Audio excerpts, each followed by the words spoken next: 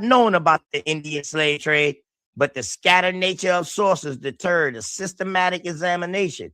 No one had any conception of the trade's massive extent and that it played such a central role in the lives of early Americans and in the colonial economy. I don't want to hear nothing about no backs was built on nobody else but our own people. Straight up. And let's go up right here. The numbers are difficult to calculate, but I estimate that 30,000 to 50,000, perhaps more, American Indians were exported just from Charleston alone. 1,000 more was exported to Georgia and on a much smaller scale by the French in New Orleans.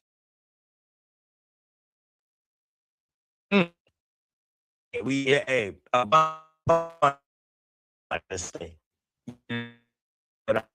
mean, a bunch of playing a part.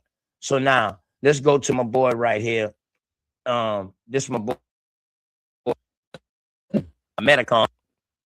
You know what I mean? Also known as King Philip. So this is colonial enslavement of Native Americans, including those who surrendered to. And this is by Brown University. Native Americans who surrendered during the King Philip's War were sold into slavery with long-lasting effects. So I'm going to just read right here from this right here. Providence Brown, a study by Linford D. Fisher, Associate Professor of History at Brown University, find that the Native Americans, include non-combatants who surrendered during King Philip War to avoid enslavement, were enslaved nearly the same rate captured combatants.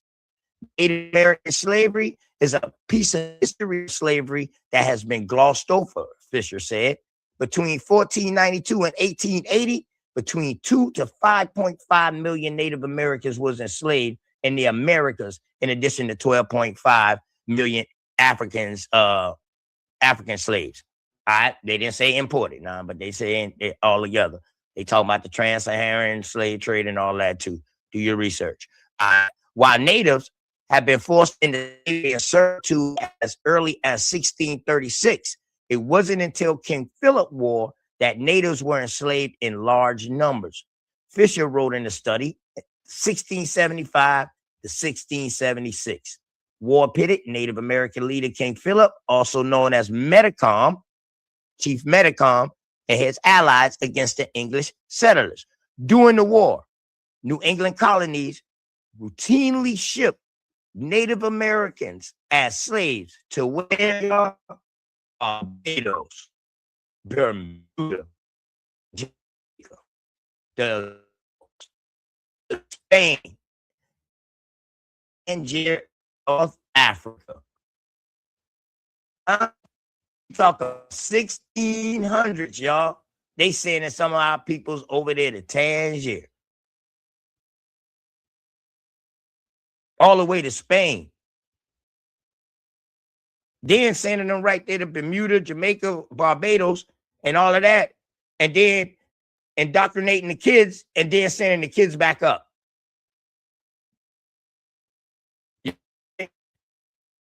While Africans who were enslaved did not know where they would be taken, Native Americans understand that they could be sent to the Caribbean plantations and face extremely harsh treatment, far from their homes and communities, according to the studies.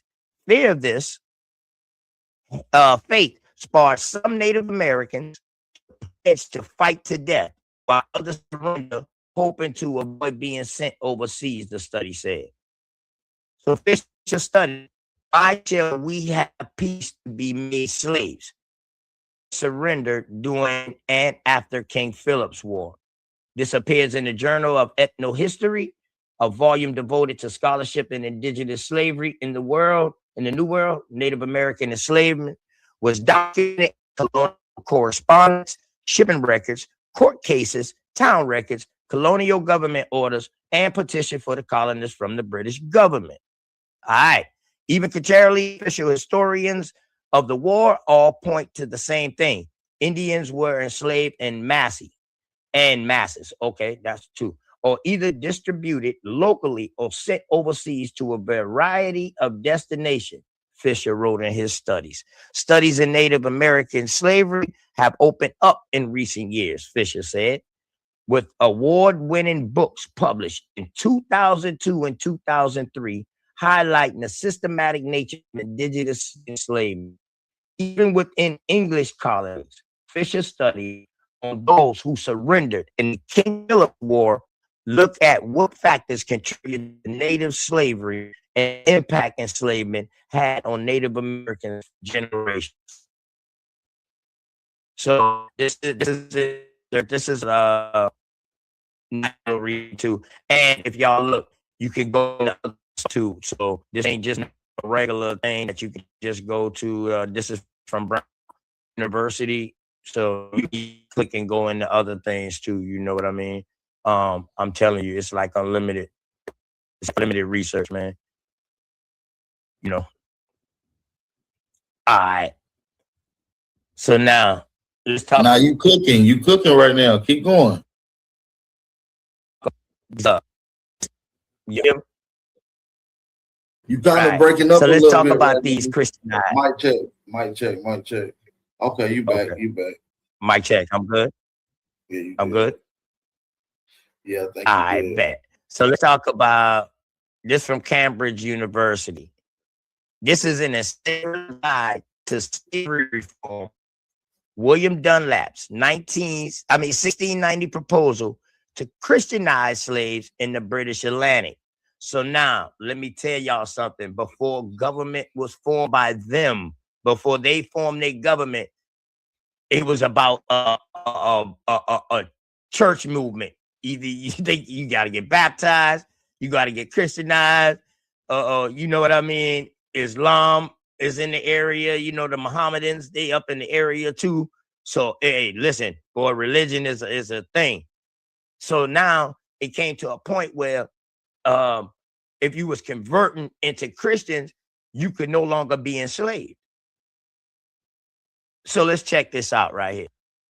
So just to read this abstract real quick. When it was first brought to light in 2010, an anonymously authored, unpublished document from 1690 proposes for the propagating of Christian religion and converting of slaves, whether Negroes or Indians, in English plantations, appeared to support the claims for an emerging humanitarian sensibility among Christian anti-slavery reformers in the 17th century England. The article argues that the Scottish Covenanters, colonizers, and enslaver William Dunlap was the author of these proposals. Dunlap's authorship cast the light, showing the complex ways Christianity and slavery were entangled in this period and the challenges Reformed Protestants faced in their attempts to disentangle them. So, you know, the Protestants is your pilgrims, your pilgrims, Puritans. They are your Protestants. They pretty much got kicked out of their land and came over here. Those your 1619 people that landed now, straight up on the Mayflower. And some of them, most of them died off on the ship because they couldn't get off the ship for a while because it was too cold. So a lot of them died on the ship. All right. So check it.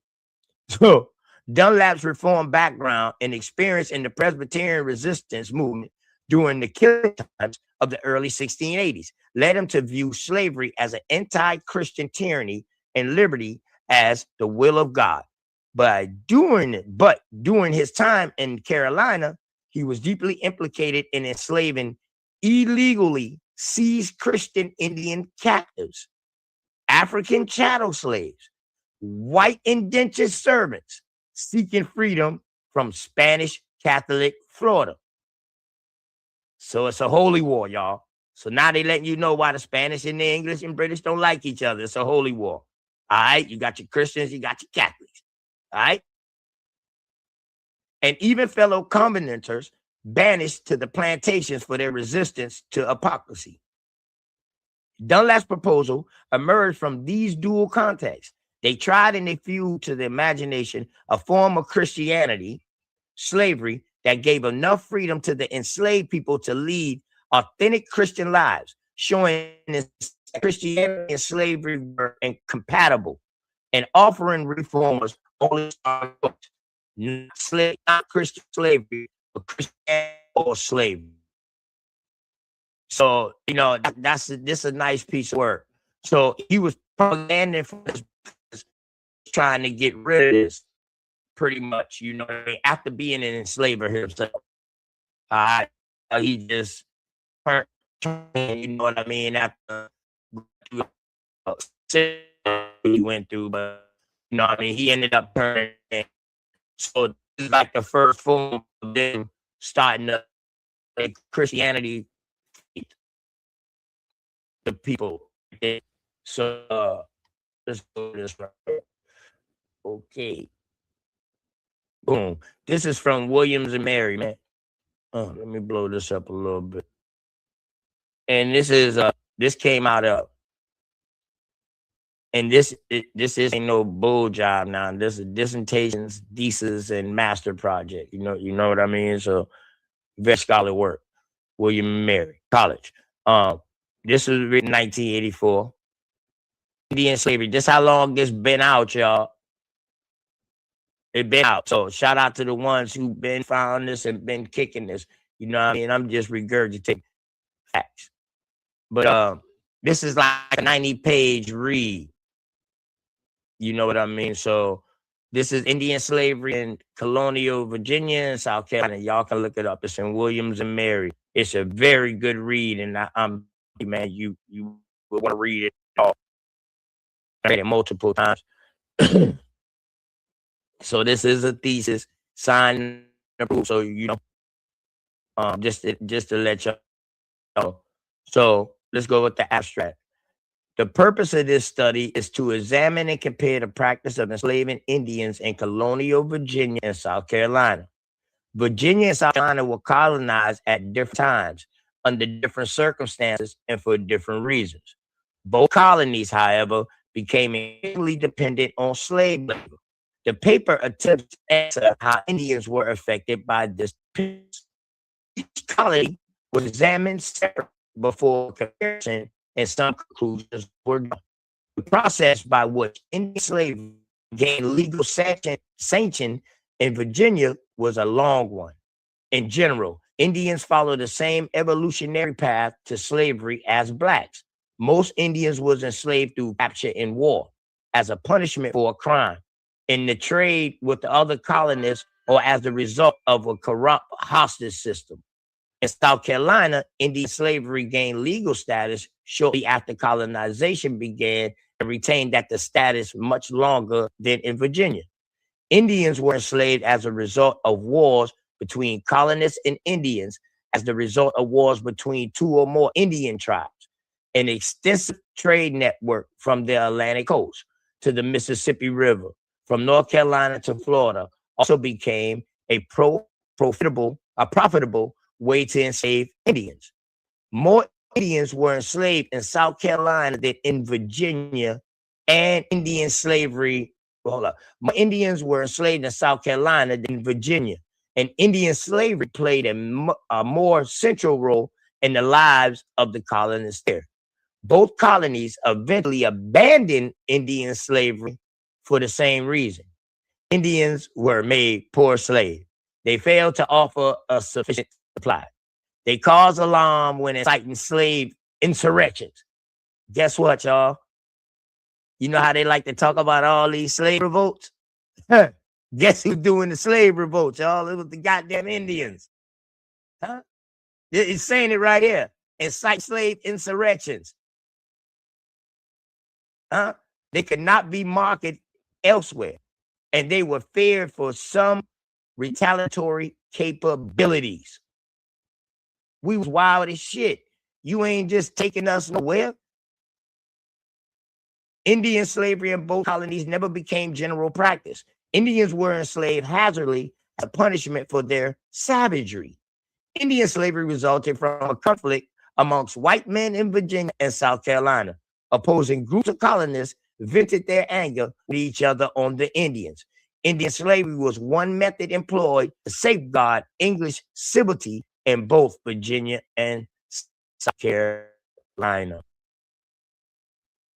So one more is called Indian slavery and colonial in South Carolina. Man, I hope y'all enjoying this, man. I'm sorry about my reading. Yeah, yeah, I did, man. You killing him. Hey, but make sure y'all support the channel right quick, man. Make sure y'all support the channel. Shout out to my brother OTK. He does officially get a win for even though his opponent did not show up. Shout out to my brother OTK. He's rocking the house out. Drop them fire emojis and show my brother some support and support the channel as well. Go ahead, brother. You cooking. Yeah, man. Peace and love to chat, man. You know what I mean? Y'all always got good word. And I love how we disagree, but still love each other for real. So the arrival of the Europeans in Americas after 1500 created havoc among the native societies of the Western Hemisphere. Indian populations on both continents were ravaged by a deadly disease introduced by the Europeans. War between colonists and Indians further decreased the Indian population, as it did intertribal warfare sparked by European intervention. So now they're saying that the European also getting involved with our intertribal stuff and sparking a fusion and causing us to go against each other. All right, divide and conquer. Here you go, right here at its finest. You feel me? All right.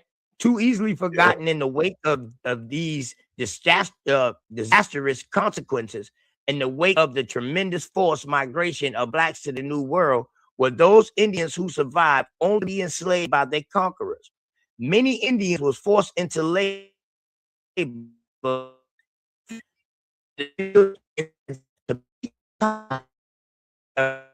Europeans. Being the first to arrive in the New World, the Spanish established a well-known precedent for the abuse of the native population. Indians were transported from place to place throughout the Caribbean, Central, and South America, and forced to work for Spanish profit seekers. The great hoards of silver sent back to Spain were mined by those Indians held in absolute perpetual force and unwilling bondage. There you go, Big Dog Philly OG. You said something about bondage earlier. There you go, bro. Bondage is willingly or unwillingly, dog. If you in bondage and just willingly, you got a chance to get up out that motherfucker. Unwillingly, dog, you don't got no chance to get up out that motherfucker. Word. And when the English came to North America about a century later, they were fully aware policies toward Indians. Of slavery at the time were to the Spanish example. The Indians of North America and the West Indies were also familiar with slaves. Some were members of their own tribe. The physical regime of these slaves was certainly less than the imposed.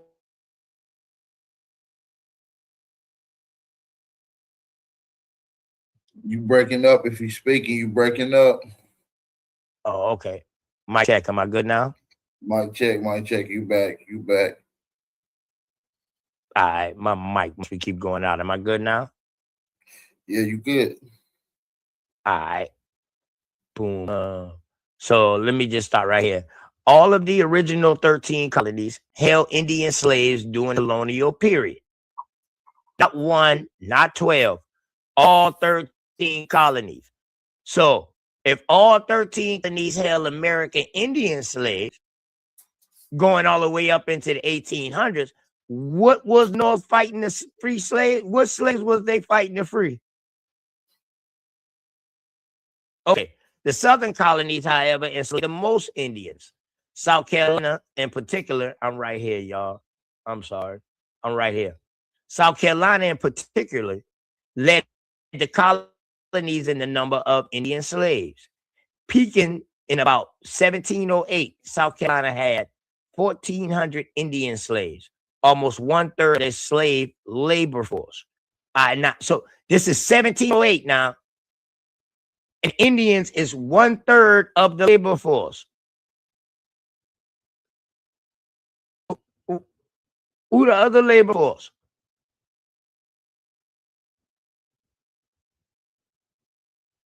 Okay. All right. Virginia and South Carolina were the most dominant southern colonies of British North America. Their adoption of the slave labor system They deported from foreign colonies because slavery achieved such great importance in the societies of Virginia and South Carolina. It is interesting to discover the role of Indian slavery in their labor systems. Indian slavery in all the original 13 colonies peaked around over 1700 and declined in importance through the 18th century. So it started decreasing. In the northern colonies, Negro slavery experienced a similar decline. Oh, but in the South, however, Negro slavery, I told some of y'all, like, don't, man, if y'all say y'all from Africa and y'all from South Carolina, man, I told you the peoples that might have owned you, bro. Big facts. My people that might have been your slave owner, bro. You know, somebody had to do the work. You know, you understand what I'm saying? The white mother, they started getting too goddamn mouthy and shit. You know what I mean? You know, so yeah. Why did the enslavement of Indians decline in Virginia, South Carolina? That slavery as a whole assumed a greater role in colonial society. Part answer to that question resting on the reasons of enslavement of Indians and blacks. From the beginning of contact, Europeans differentiated between Indians and blacks, not only in their color, but in their proper role in a white-dominated society. In 1705, you described the Indian as descendant from Asia and not Africa because of their copper color. Long black hair, straight proper shape, and haughty carriage. They are somewhat like East Indians, whereas they seem to be a different breed from the Negroes, who are black, have uglier faces and bodies. Damn, that's fucked up. Yeah, they describing Shah's son or some type of African. Damn. They said, but damn, who are black, have uglier faces and bodies, and are more severe carriage and slavish temper. Besides, the African circumcised with other Jewish customs, I imagine, they may derive from Egypt, whereas the Indians use no such practices. Moreover, they hate and despise the very sight of Negroes, but they seem to like an East Indian and fear and revere the whites. Now, Bap, I know you just been chilling. But what you get out of this, out of this 1705 Hugh Jones I'm gonna that give a was up full north? breakdown afterwards. I'm gonna break down afterwards what I think. You cooking right now? I ain't gonna lie. This is a good segment. You getting into some shit. You cooking right now? Okay, You bet. You cooking? Bad. So now we seeing in Virginia where they using color because they saying that them boys copper color in Virginia and Negro is blacker. So that means he ain't hit down south yet. He in Virginia. So he ain't hit the darker Indians yet, which I know there was some darker Indians up there. But if they did see it, they would call them Negroes. So if there was such thing as savage, then in English eyes, the Indian came closer to the ideal than the Negro. When it came to enslaving these two races, allowances had to be made for their different characteristics. The Indian was enslaved for his savagery and arbitrary punishment for misbehavior. The Negro, on the other hand, was enslaved because slavery was a deserved status. Hold up. Hold up. So y'all telling me that y'all needed a master. Y'all needed a master. The Negro, on the other hand, was enslaved because slavery was a deserved status, a calculated punishment based on race. It was deserved status. So y'all already knew what time it was. All right. Let's be for real. All right, so let's read some more. Although Virginia and South Carolina followed the same general trend towards concentration of enslaving blacks exclusively, differences and other similarities was apparent in their policies regarding Indian slavery. Slavery never became the basis of Indian policy in either colony. From time to time, the enslavement of Indians took on an added importance or became less significant depending on the circumstances in each time. Slavery was simply one option the English utilized in dealing with hostile alien cultures. With the settlers, the English were confronted with the question of how to incorporate the Indians into English society. In 1619, the General Assembly of Virginia counseled those of the colony either utter to reject them, nor yet to draw them to come in. Slavery was one way to accomplish both of these ends, for a slave was positioned on the outskirts of society while still a part of it. Since there were 100 years between the Spanish and the colonizing in the New World, the English had plenty of time to preconceive notions of how to manage their relations with the natives. But the timing of and the people involved in the colonization of Virginia and South Carolina brought two different mindsets to the problem of Indian-white relations. The founders of Virginia landed in Jamestown with two-folded purpose: to make money equally important, to spread English civilization and win souls for Christ. The colonists landed, slavery not practiced in England, nor did it seem visible or viable alternative. Founders of South Carolina were motivated differently. Most of them came from Barbados, came to make money. No other colony was established with a more single-minded commercial purpose. Furthermore, colonized in 1670, South Carolina was populated by transplanted Barbadians who had practiced Indian slavery on their island before emigrating. So now, listen when they put E in the front. They're saying that these are native barbarians by some part because they're emigrating. Emigrate is somebody who's still within the grass of the America and leave from one spot to the next. That's not an immigrant. An immigrant is different. All right. An emigrant is pretty much if I go from South Carolina and I emigrate to damn New York and I set up shop there and I live there. That's an emigrant. All right. So let's make sure we got the difference with that. Indian colonies was followed by attempts to civilize the Indians, converting Christianity and certain equality between Indians and white men. The colonists hoped that once presented with the benefit of civilization, the Indians would abandon their savage ways and become passable Englishmen. This is the first part of what they will call reclassification, and trying to tell us that we need to be civilized. We already civilized. Y'all got your whole structure off of our game plan. Like, stop it. You know what I mean? But what were the colonists to do if the Indians rejected English offers? Could the Indians' enslavement be a means to Christianize and civilize them? Were slavery and Christianity mutually exclusive? For the most part, colonists concluded that the ends justified the means, that enslavement was more an acceptable method to civilize the Indians.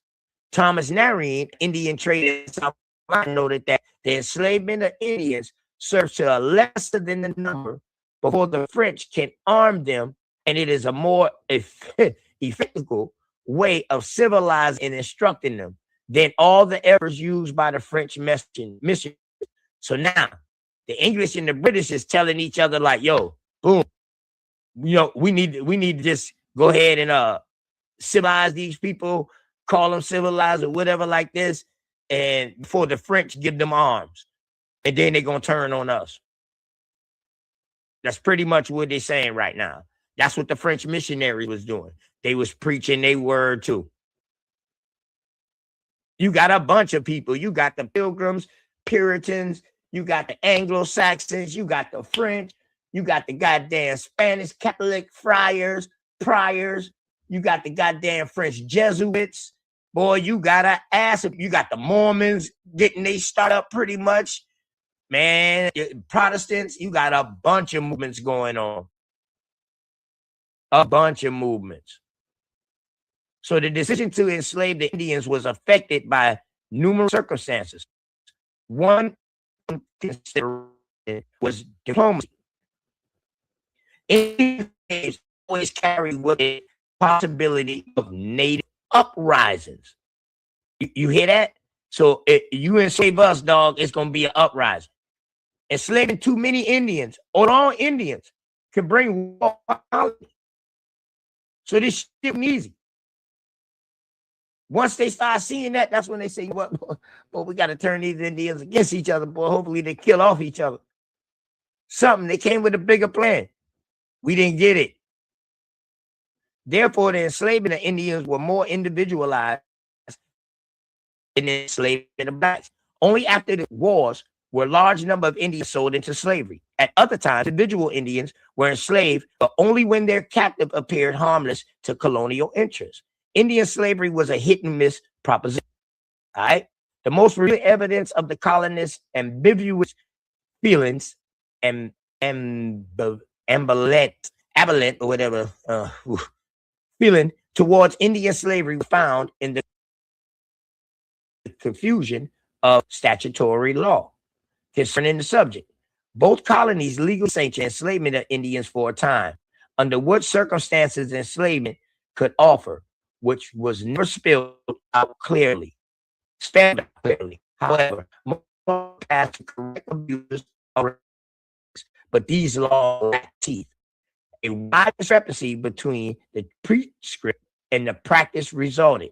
A closer examination of American Indian slavery in Virginia and South Carolina will help explain the difficulty the colonists experienced when confronted with the natives of North America.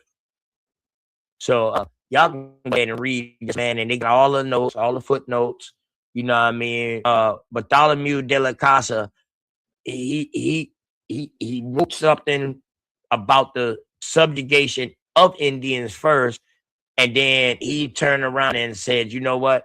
He started going against his own people and writing back to the king and all them, telling him like, yo, this is wrong.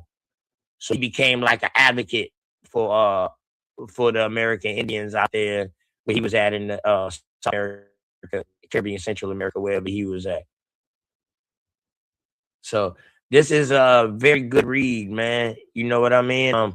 It goes into chapter 1, Indian servitude and slavery in colonial Virginia, and then it goes down to South Carolina too, man.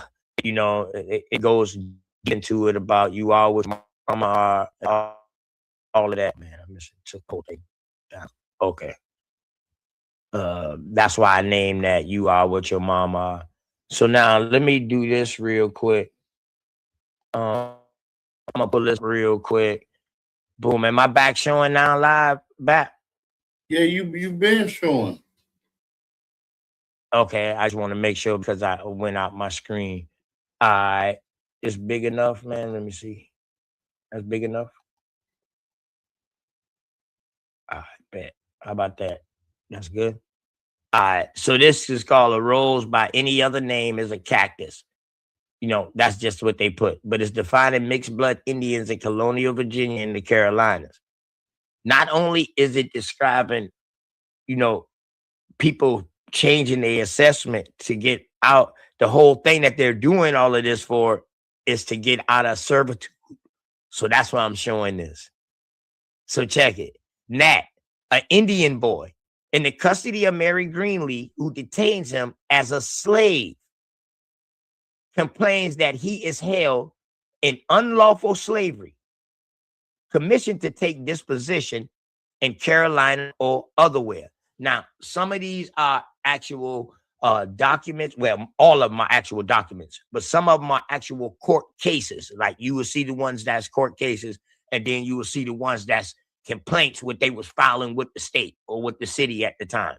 Now, I know y'all saying, well, damn, how can you be a slave and file a complaint? I'm showing you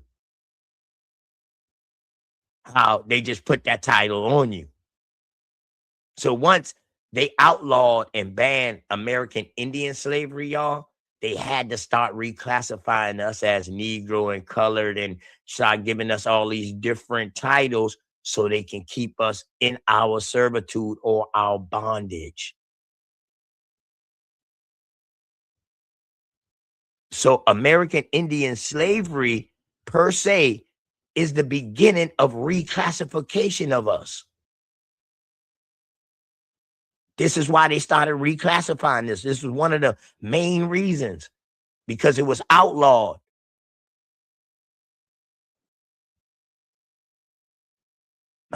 So now they know you are Indian, but what they go to the court? They go to the court and tell them you a nigga. You a nigga, bro. Nah, that's a nigga. He ain't no Indian.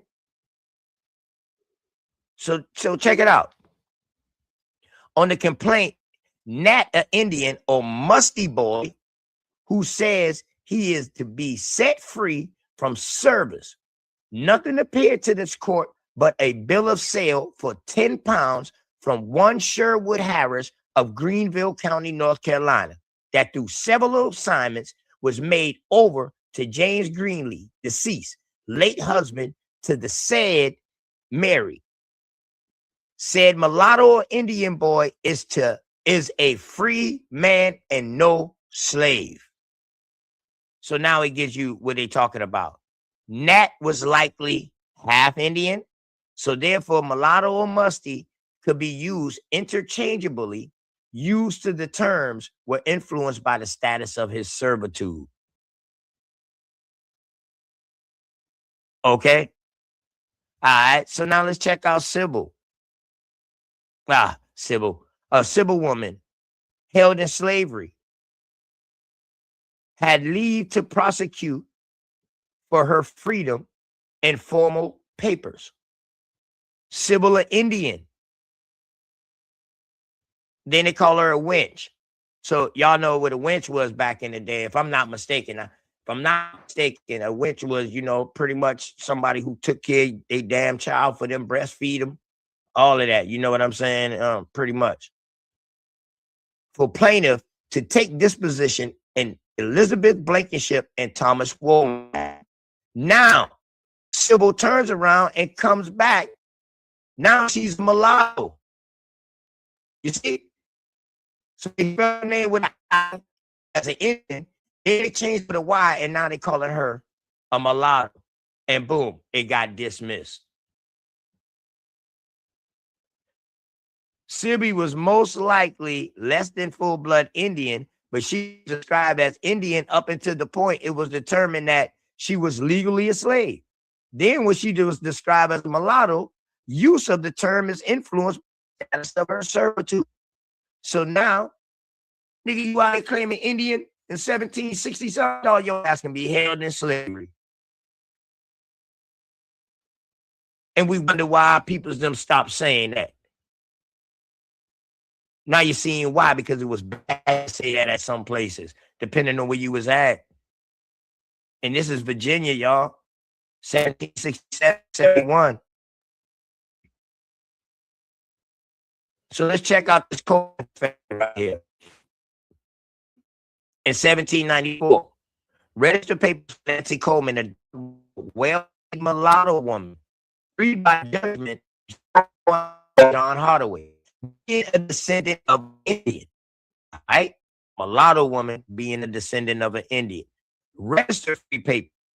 Daniel, a dark brown free Negro or Indian, formerly held as a slave, but was a Hardaway, obtained his freedom by judgment of General One Court.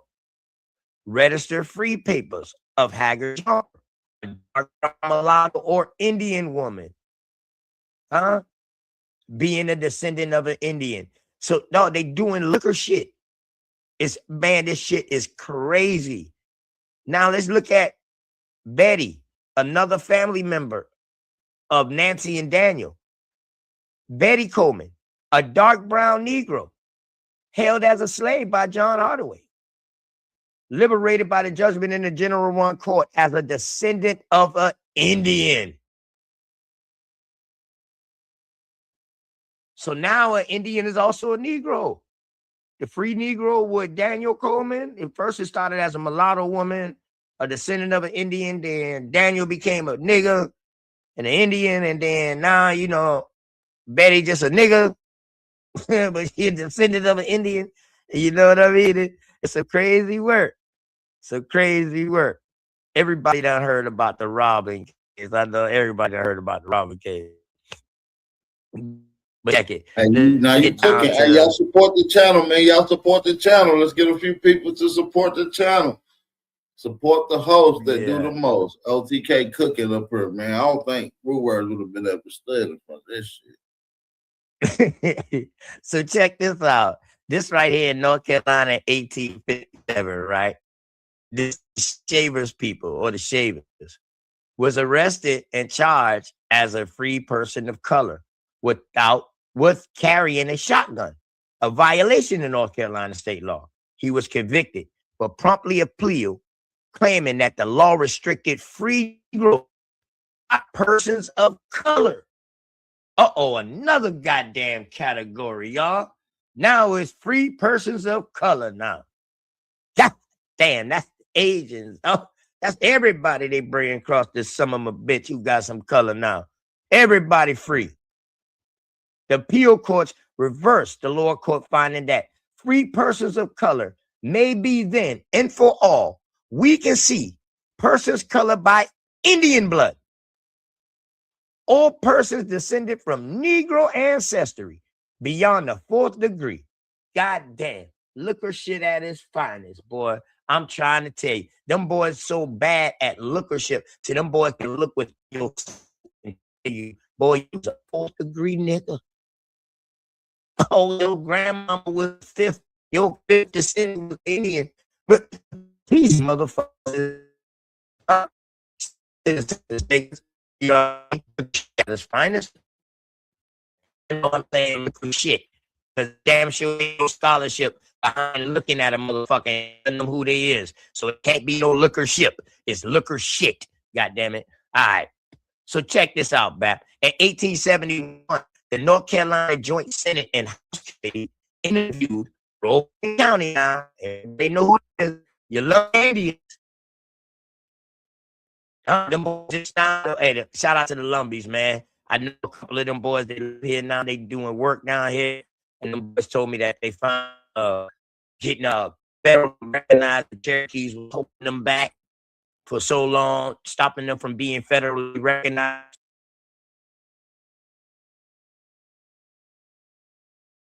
Damn, he fell off. He fell off.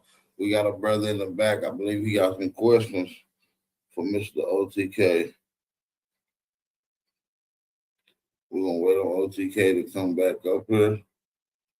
Shout out to in the building, man. Hopefully y'all enjoyed this presentation by good bro. I think he did his thing.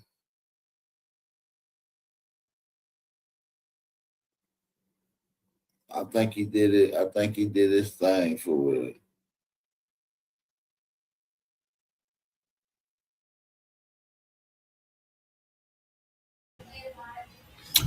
Well, I guess that's that. OTK fell off. You know, this weather might have something to do with it, so it is what it is. Hey, Smoke. What it is? Now, all that he just read, all that happened before 1776? Hold on. You under the impression that I was sitting here watching that whole presentation? I mean, I caught bits and pieces of it, but I wouldn't. Basically, what he was speaking on all happened before 1776. So, okay. What was the government at that time? Do I need to get Dulcie up here to answer that question? Because you even trap me up in the did Indians participate conversation, my nigga. I ain't trying to even go there with you, bro. What I'm saying is, like, how can you have these laws claiming that these people were enslaved or you were doing slavery, but there's no United States of America. There's no government for that at this time. Come on, you got to explain yourself, bro. You saying it would, hold on. You saying it wasn't no laws, or the people who saying that it was laws, they were not the ones who was in administering or enforcing the laws? What you saying, bro?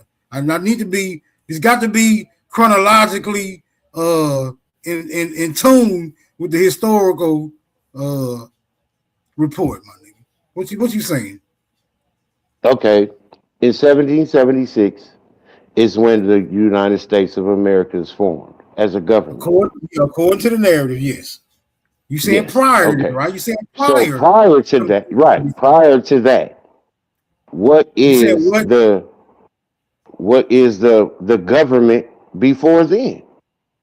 Like, I think the government is basically the same, but you got a different face of the government after 1976. That's just my opinion. I don't think shit changed. Right. Okay. Because I was looking up the republic, what that means, and is that a form of government? Yes, Republican is a form of government. Right. It's a government world. It's a government world where people consent to be governed by their elected representatives. Something to that effect. Truth in the building. What's up with you?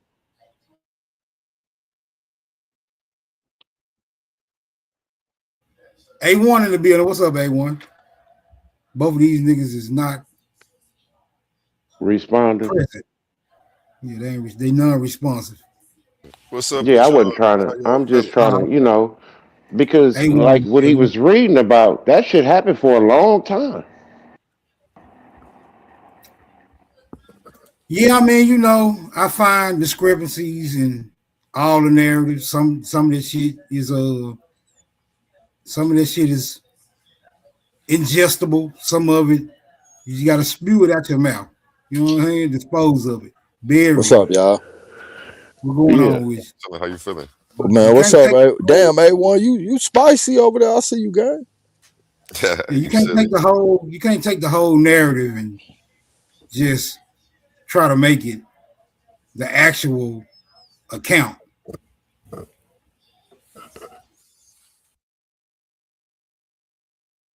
Right.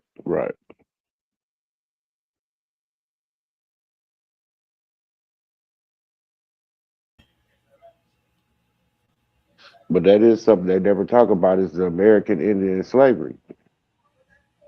Yeah, because I don't really think Indians were slaves. I don't think they was. I just think they say that they was. Or they using the word slavery and baptism. Right. Slavery being interchangeable. A nigga doing some work. But trying to put it off like you making a nigga do the work. The only motherfuckers you can really make do work is motherfuckers like prisoners and goddamn children and shit.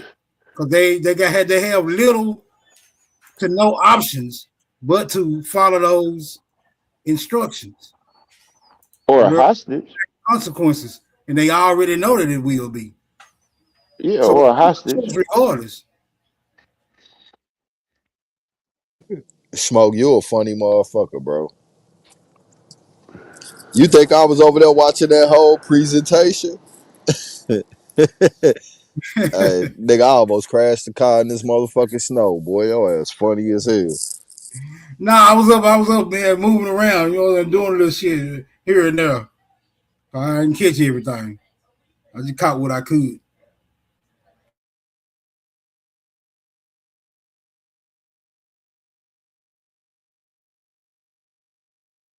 But what you think about it, Derek? What you think? Indian slaves? No, yay? Prisoners of war? I kind of look at it as like smoke, for real. Two things that happened between the 1650s and like the early 1600s and the late 1700s. It was was baptismal records. That's how they got you on the books.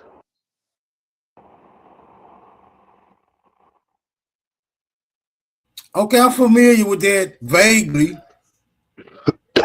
There's still enough, but there's still a sleight of hand. Like it ain't like the damn bishops or the cardinals or the priests was coming over here saying, "Now, if you get baptized, what's yours what was previously yours now belongs to the goddamn religion or the goddamn church or the damn state." I don't think they was that obvious with the baptismal shit. No, I don't. No, it wasn't like that. I don't see it like that. I see it like baptismal meant like you on the books. But a lot of those baptism records and shit was churches owned by family members though, to keep the You records know, of their but family.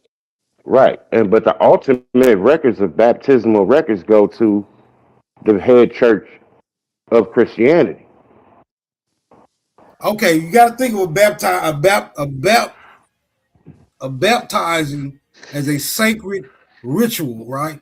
Once you perform this sacred ritual, you are now committed through your uh, eternal soul to perpetually conduct yourself in a certain manner. I don't know But all the implications that might come with that, but if but these Smoke, people, yeah, but that's minimal false with what he's saying though, G. Like I don't know, like my third great grandfather was a he was a pastor. That's how we still got a lot of our family records. We got marriage licenses, families coming together, births, deaths, yeah, the baptism as well too. But it's so many other records that was kept, and it was all done by family members or, you know, uh, the community and shit as well too. You feel what I'm saying? And those records was kept and available for the community and shit like that. You know, the church ain't become what it is today until the mid 1900s and shit. But though that was a sanctuary that a lot of motherfuckers use in order to keep records, to try to keep records without records being fucking destroyed and shit like that. A lot of times that was held by family members. It wasn't just baptism and shit like that. You feel me? It had a lot of shit. Like I say, you know, I got family members' marriage licenses and shit that's not even on record. You feel what I'm saying? Birth recordings that's not even on record. You get what I'm saying? Deaths that's not even on record. You know, community events, family reunions and shit that you can't find on like ancestry.com and shit like that. It was through those records. You feel what I'm saying? And my second great uncle and shit became a pastor that took over after my third great grandfather, which was my second great grandfather father. His brother eventually became the pastor. You feel what I'm saying? Of that family church. He was the one that married my great grandmother and my great grandfather and shit like that. You feel what I'm saying? okay. So what's the implications of people performing in this capacity in the private sector outside of the public? Like, do it even count? What you mean by that? Like baptizing, marriage, death records. If none of this is being reported in the public, so it's not really being registered, do it even count? Like it Yeah, just because the church was considered something sacred that even, you know, it kept some of the wicked motherfuckers at bay in a sense, even though sometimes it didn't. But that was like one level of defense of being able to keep these records and shit like that. You get what I'm saying? At that point in time, you feel what I'm saying? Like I said, you know, I know the church is what it is today. It's not the church of yesteryears. You feel what I'm saying? But a lot of times those churches was owned by family members or people that was close to the family that even had members of their family that was married into your family by one way, you know, or another. Even, you know, if it might have been like a auntie or some shit like that, like, you know, man, this was like community ties and shit like that. You know, don't do it. Funny as hell. He said that nigga shit was booty cheeks. But You know, but like, yeah, so like, you know, that shit was different back then. Um, and that's why, you know, a lot of time when you hear people talking about records and shit of like back in the day in those times of like the 1800s, you speak about the Bible and the family and motherfuckers. When they hear Bible, you know, they thinking, you know, Peter, Luke, and John. Like, no, the only thing that was out of the actual Bible was Genesis and shit, and it was dealing with one of the key aspects that the Bible speak about is genealogy, and it's a genealogy of your family tree. You get what I'm saying? And how you connected to this family, and how that family is connected to each other and shit. You know, like how this became your family member. You feel what I'm saying? You can actually follow your line if you know motherfuckers kept hold of that shit. A lot of y'all, you know, because of infighting with their family, don't know who got it, but it's a Bible running around this bitch with a bunch of fucking family records that you don't even know about because a split happened within the family at a far time in the past and shit that you don't even know that family no more. You feel what I'm saying? I was just blessed enough to be able to have access to that shit. And I know, you know, with some validity to it because I done heard people speak about, you know, actual family records that they have on hand, and they say the same thing. It's a Bible that we got, and it's the family records. Okay, so I remember my grandmama's big white Bible, right, with all the writing and shit. I didn't understand the significance of it at the time because I was just a scrub. You feel me? I wasn't, Yeah, you know, hell, just a little nigga who was always instructed not to be fucking with shit, don't be touching shit. But I remember that Bible, and I remember because it my was auntie. important. Right, they used to go through it. I used to see the little writings and everything.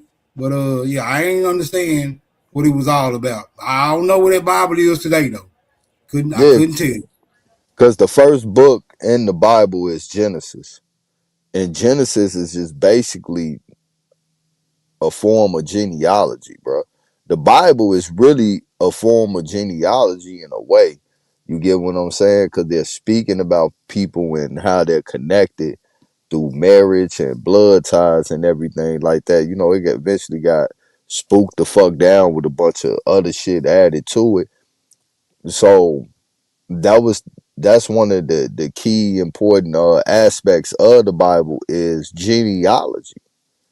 So, you know, these our ancestors used this as a genealogical tool of record keeping uh of your family tree and shit. Like I can show you the picture right now.